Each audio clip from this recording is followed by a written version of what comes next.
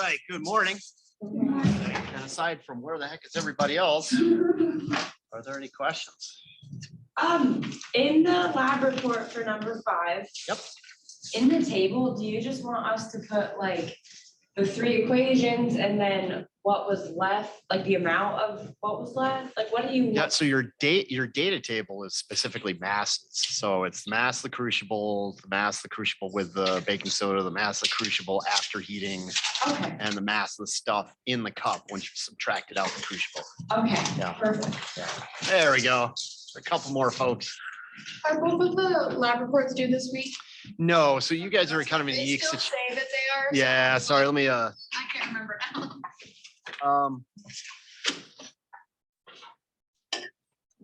No, I was just thinking about an idea. How about this? One of them's due by this Friday, but if you get both of them in by Sunday, Mhm. I'll add 2 extra credit points. Done. Yeah. Deal. That way you get recognition for having to put up with power outage and doubling up on everything. Because I know Tuesday was hard. Tuesday was that was brutal. I was tossing a lot at It you. was a long day. I don't know I how you hated did it. that with like 8 classes. in I there. hated it. Yeah, that was a long day. That was a long. But I always have to keep in perspective because my wife's a nurse, and so nobody's life is on the line. I get that it's fun with you guys. It's and it's with the other groups. They're all doing cool stuff, and so it's crazy, but it's good. But I do want to recognize the fact that 2 lab reports at a time is a little bit extra. So if you get them both in by Sunday, then you're up to date. Extra credit, everybody's, and that goes for everybody who's signing in. Maddie, same thing. If you can get both in by Sunday. All right.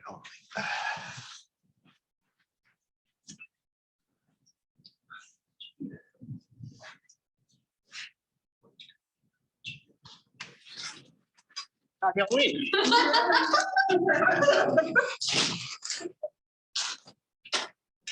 Pass it around. Ain't that people who miss class?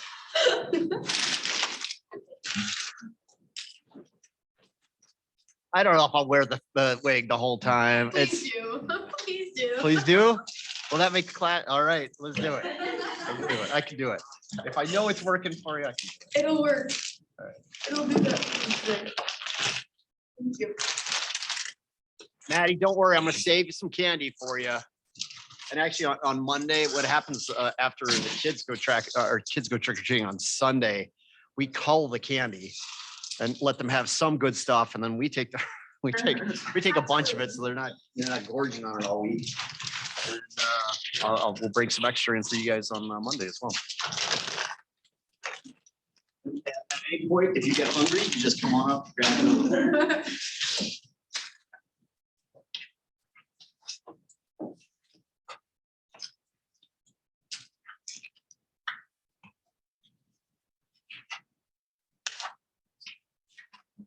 I do have your exams to pass back, but I'll pass those back at the end of class.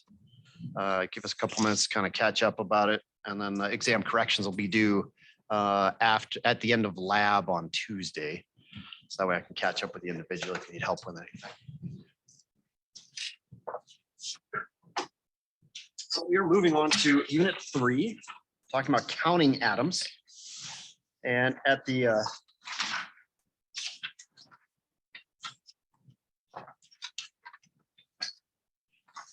towards the front end of unit 3, there's an odd page, which you won't see in most textbooks. It's effectively blank. It's a big box.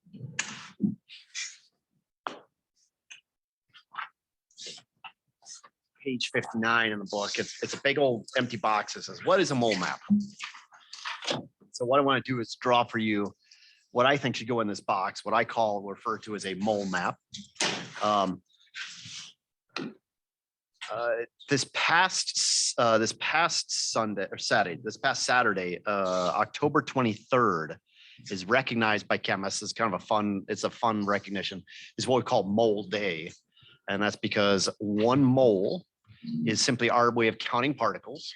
And by definition, chemists agree 1 mole has 6.02 times 10 to the 23rd particles, 10 to the 23rd. So chemists celebrate October 23rd as mole day. The concept of the mole is is an incredibly simple one, but the word is really, it's a new word. You know, you're used to the word mole referring to a little garden animal that crawls around and ruins things. For us as chemists, mole is essentially shortened from the word molecules and the idea that we're counting molecules. Our mole map is going to start off by saying we can relate any two quantities of chemical substance as long as we're counting them up in moles. And the recipe for relating any two substances is a balanced chemical equation. And that's what you all are doing in this week's lab. Based on the third equation, you can predict you're going to get 1 mole of sodium carbonate for every 2 moles of sodium bicarbonate that you started with, a 1-to-2 ratio. But you have to have that balanced equation. That's where the information comes from. That's where the 1-to-2 comes from. And what's nice is, in most cases, the relationship is always a 1-to-1 or a 1-to-2 or a 2-to-3 relationship. Occasionally you'll see a 4-to-5, maybe you'll see a 3-to-4, but for the most part, it's usually 1-to-1 and 1-to-2. Atoms and molecules react in whole number ratios. But here's the catch, and we ran into this during the lab. We don't have mole meters. We don't have a device that just magically tells you how many particles are there. What we have are conversion factors that get us into and out of this particular description. And the one we used was mass.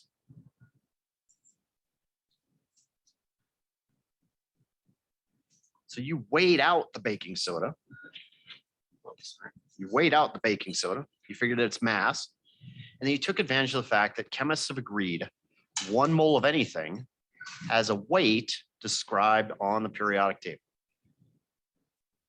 1 mole of anything is equal to the number of grams listed on the periodic table. So for sodium bicarbonate and AHCO3, that's 84 grams. Good morning. How you doing? Howdy. Yeah, I don't know if it's quite a howdy. This is, I don't know what the clown equivalent of howdy is, but I got some howdy again here. Oh, thanks. You're welcome. Cool. I'll take a Twix. Go for it. Thanks.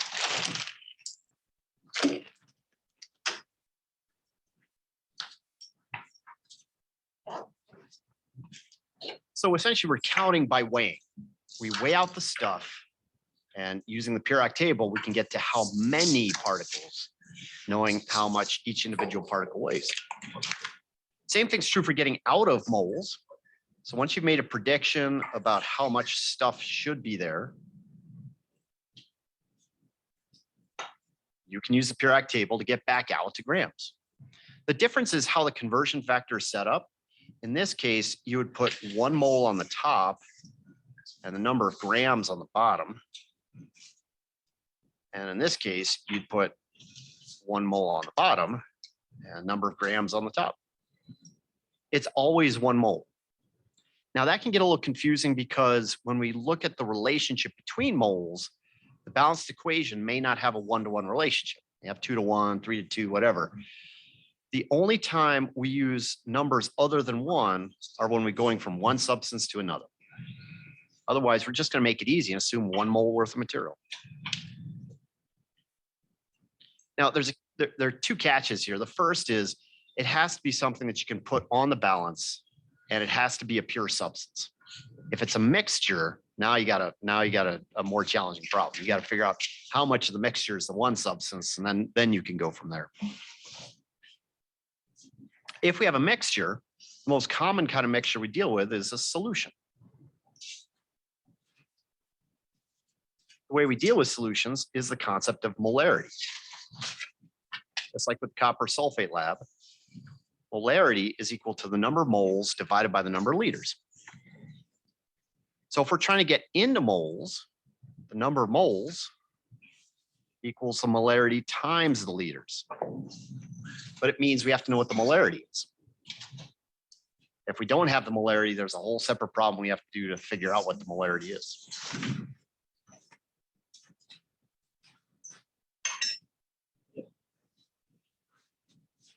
If we're doing a reaction that then produces something in solution, we can figure out its molarity. Molarity equals moles per liter.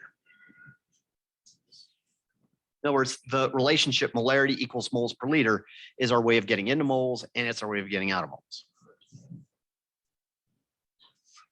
Now, I should pause at this moment to emphasize, by the time I'm done with this, you are not supposed to be experts at this. This is just the overview. This is kind of the big picture. This is the 20,000 foot picture. And then what we're going to do is go into each of these relationships. We're going to talk about how do we get from grams to moles? How do we get from moles to grams? How do we get from a molarity and a volume to moles? How do we get from a moles and a volume back to a molarity? So again, this is just the overview. Finally, we have to deal with with substances that are in the gas state. And arguably, this is the most challenging because gas particles are free and independent of each other. And so they're the most variables that we have to keep track of. We have to keep track of the pressure. We have to keep track of the volume. We have to keep track of the temperature. And we have to keep track of the number of moles, N, number of moles.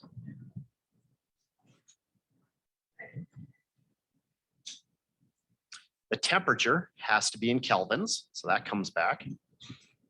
The pressure and volume can be in various units, but the units we're going to focus on are liters and a unit called atmospheres for pressure.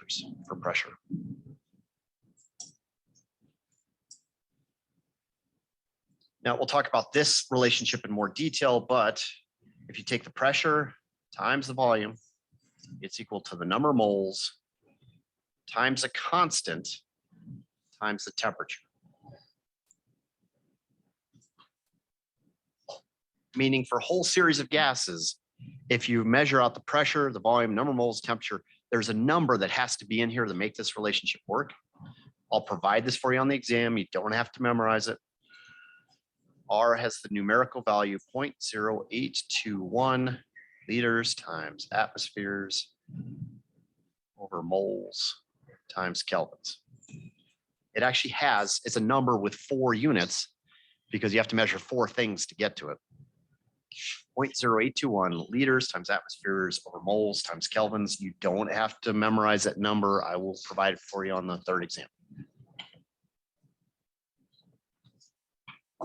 But it's one of these funny things. The people that practice and get the smart work homework done and do some end of unit problems, by the time the exam comes around, they've got the number memorized. Even you don't have to, but the reality is once you do a couple of these problems, you get used to that number because it always shows up. So what we end up doing is doing some algebra, and we can figure out the number of moles by taking the pressure times the volume divided by that constant times the temperature. And typically for gas, we're worried about what volume the gas will occupy. That's going to be equal to the number of moles times the constant times the temperature divided by the pressure.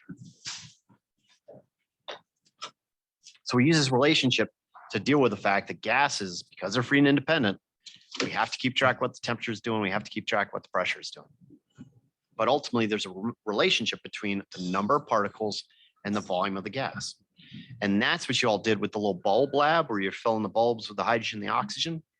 The volume actually is related to the number of particles. So if you have 3 parts hydrogen and 3 parts oxygen, that means you have the same number of hydrogen particles and the same number of oxygen particles. But it turns out that that was not the best ratio. 1 to 1 was not the best ratio. It was 4 to 2 or a 2 to 1 ratio of hydrogen to oxygen that gave you the best relationship. So what I want to do is kind of look at this whole thing, again, just as an overview. And so this will be really similar to what we did in lab on Monday, but I just want to give you another chemical equation and look at it with another chemical equation. But I want to pause here for a second. Are there questions you have about the big picture?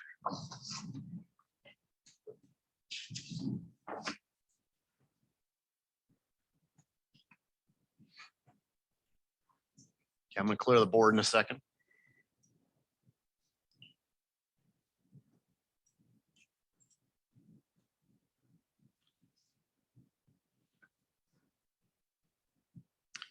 Methane is an incredibly important substance to our modern society. It accounts for, at least in the US, 30% of the country's electricity, and roughly an equal amount of the country's heating capacity. So, if your house is cold, you would turn on the furnace.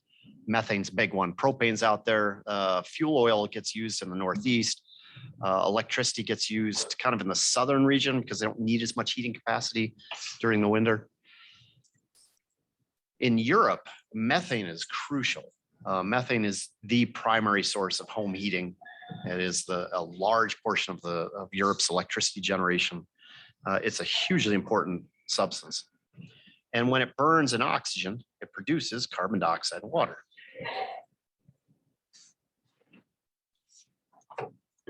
Now, when we move into the fourth unit, you'll actually start writing your own equations. I'll tell you how we decide how atoms rearrange, and you'll be able to predict what's going to happen.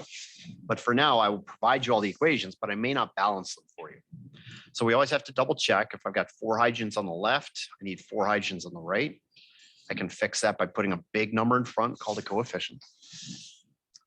That gives me 2 oxygens from the waters and 2 oxygens from the carbon dioxide. That's a total of 4. I need a big 2 out front of the oxygen. Now we say the equation's balanced. There's no magic trick to balancing equations. It's finding, just double checking that everything's the same. And if it's not the same, trying to figure out how to make that one thing the same. And then seeing if that messes things up, and you might have to fix that. And then that might mess something else up and you have to fix that. But by the time you usually fix 2 or 3 things, it's all done. Let's say we have 100 grams of methane.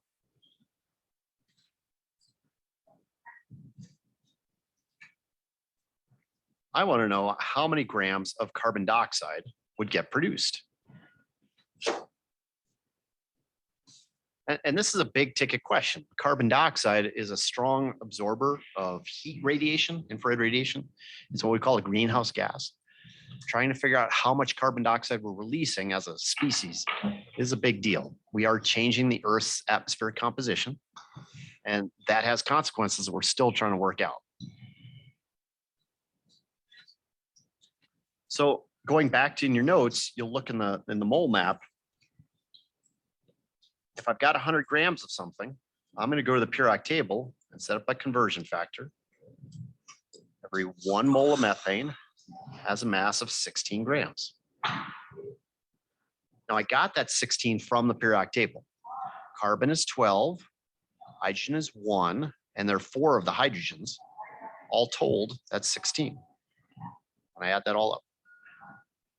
Every chemical substance has its own unique, we say molecular weight or molecular mass, formula weight, formula mass. There are a bunch of phrases that chemists have used over the years. They're all interchangeable. They're basically saying, how much does a certain number of particles weigh? How much mass does a certain number of particles have? Now we can stop here and put an equal sign, but it'll tell us how many particles of the methane, which is not what we're asking about. We're asking about the carbon dioxide. So I'm going to set up another conversion factor. If I'm asking about the carbon dioxide, it goes on top. And I put the number 1 here because there's no number in front of the carbon dioxide. That means I get to assume there is 1 carbon dioxide. And then in front of the methane, there is no number. So I get to assume 1 methane. It's 1 mole of carbon dioxide for every 1 mole of methane.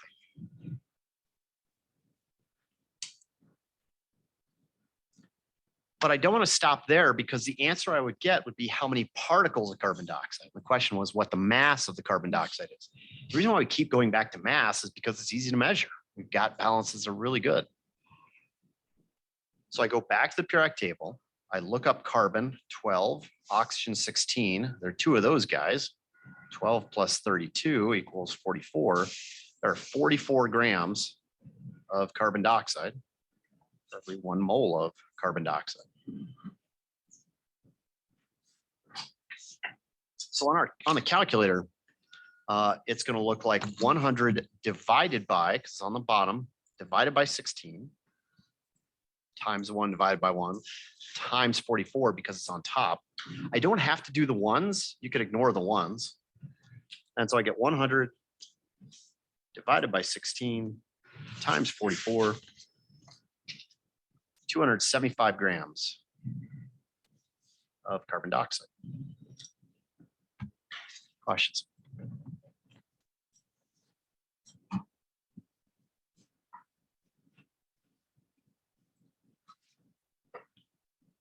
But maybe I'm interested in the water.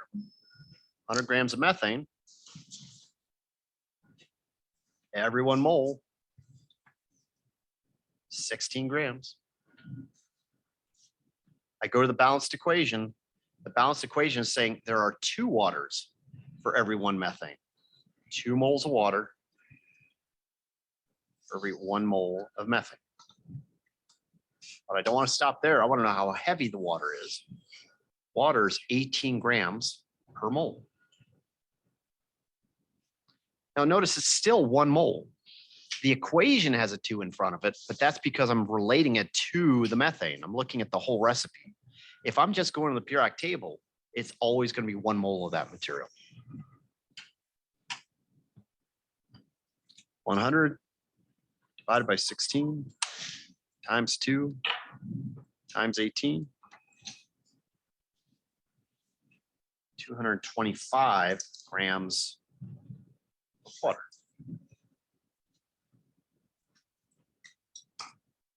Questions?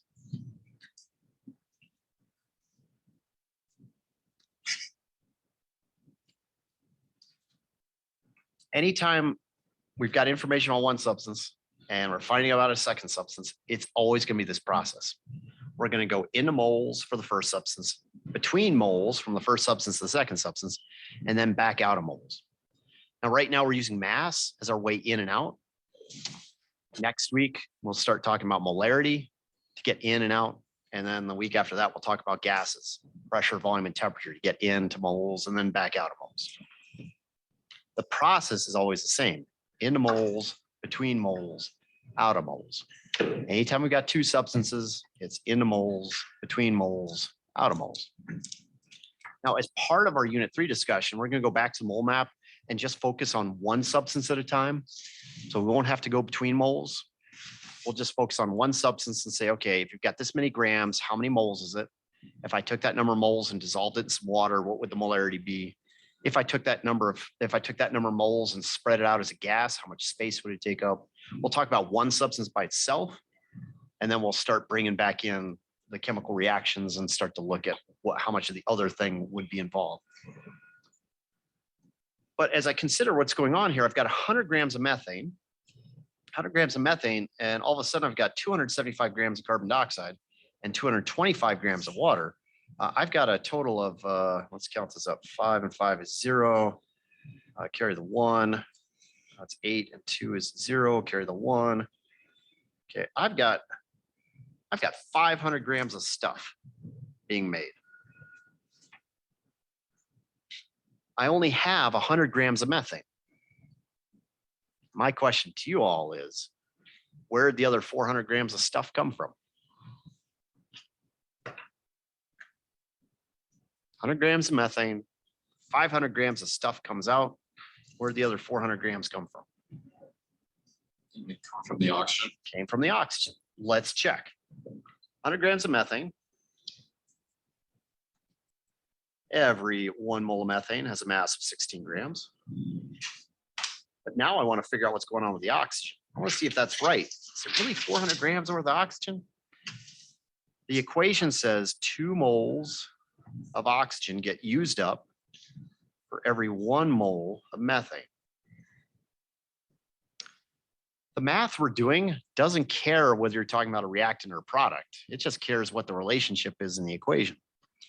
The verbs and the adjectives that we use, that's how we communicate whether something's coming or going. So we would say how much oxygen is consumed, how much oxygen is used, how much carbon dioxide is produced or made.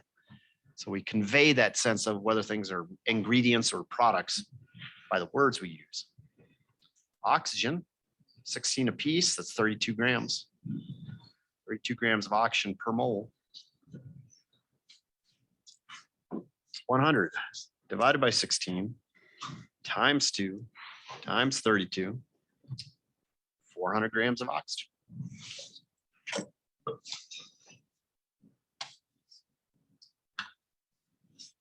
Questions?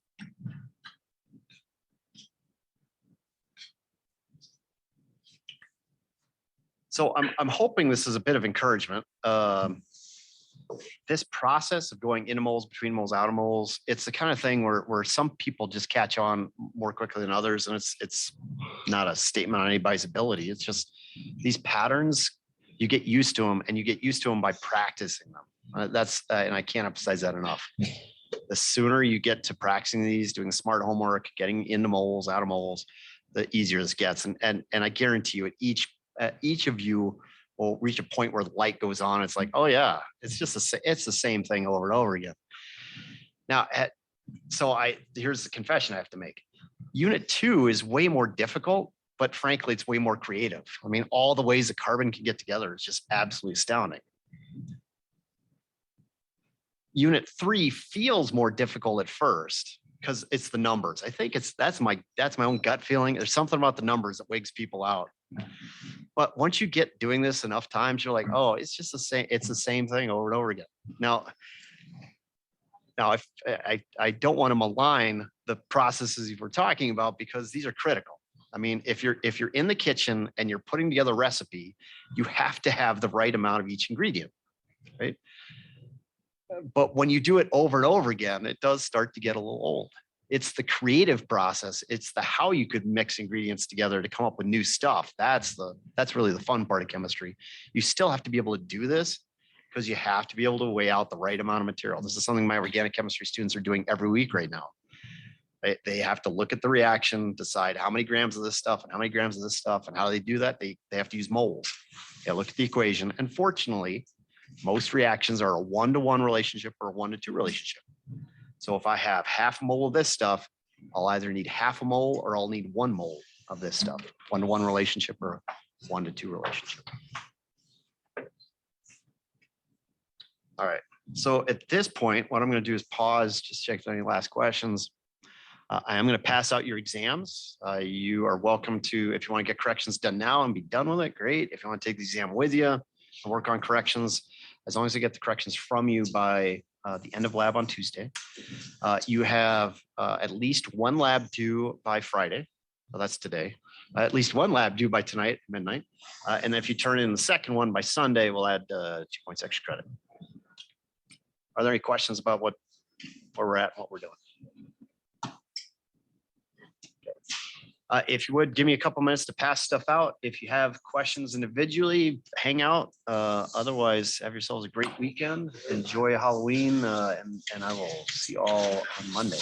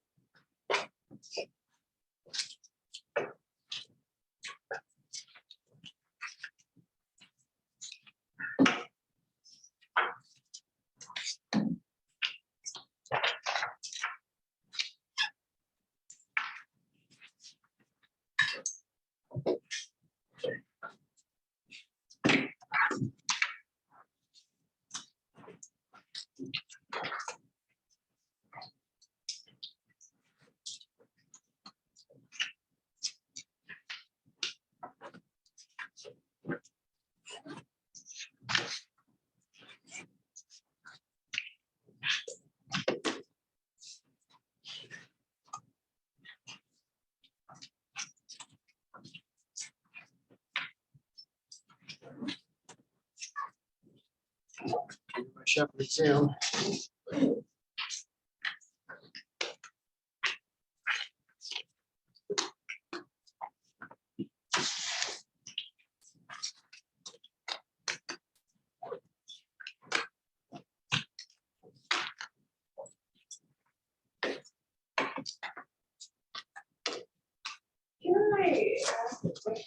I actually have in our lab, so we have to figure out the mass of the carbon dioxide. That's what we're doing a lot. It's It's almost like doing this? like that, yeah. Okay. We use 2 grams. Two grams. So this first part is the same.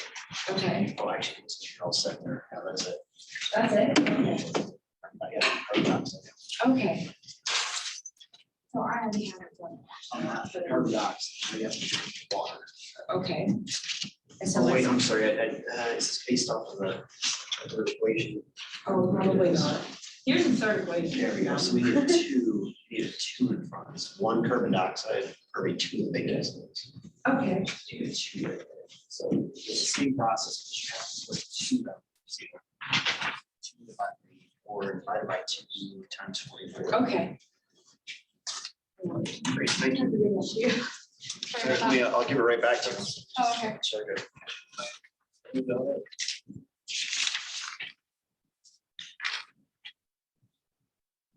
Great. Thank you. Thank you. I'll put one through the vehicle. Devon will be back in just a second, Okay. but you're gonna do the same thing again, Okay. but for water, it's 1 water for every 2 baking sodas, and it's 18 grams per mole for the water. And I was gonna ask you, I have a grade in for this week's lab. So I think that maybe, did Jordan put my name on there? I think she probably did. Let me But check. can I, since there's already a grade in there, I'm assuming that's what happened, but can I turn in a different one for a higher? Yes, you can always put it, you can always upload Okay. additional files. But let me just double check to make sure we're both understanding what's where.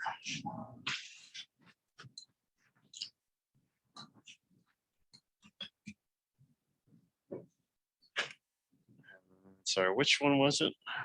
Which lab report was it? The one that we did this week. Okay.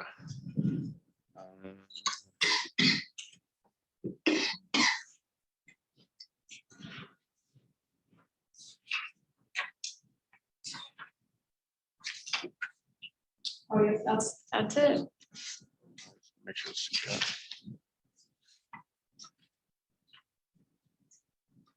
Yeah, Maddie, Sheridan, and Jordan are on there. Yep. Okay, thank you. Great, thanks. Have a good weekend.